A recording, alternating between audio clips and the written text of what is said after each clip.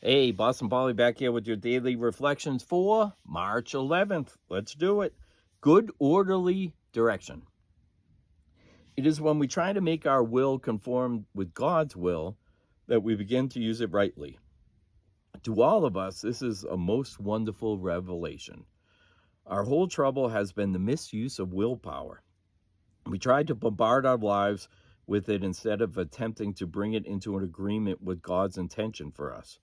To make this increasingly possible is the purpose of AA's 12 steps, and step 3 opens that door. All I have to do is look back at my past life to see where self-will has led me. I just don't know what's best for me, and I believe my higher power does.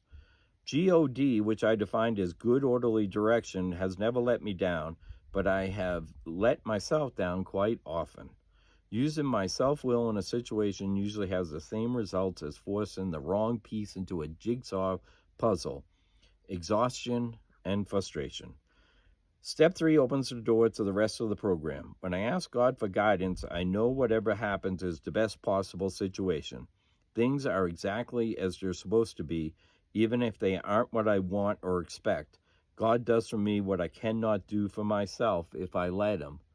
You know, one of the things for me, right, is this whole thing about willpower, right? Because I always thought, I was a bad alcoholic for 30 years, right? That I was weak, and that's the problem, that alcohol had this control over me, and I was such a weakling. If I was just stronger, I could get over this. I had no idea that I had an allergy to alcohol and a mental obsession over it also.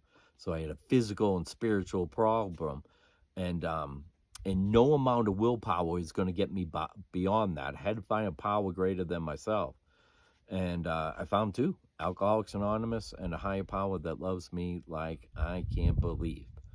And so every day I join him in this journey, right?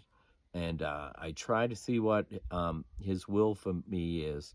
And the only time we really come in conflict is over time.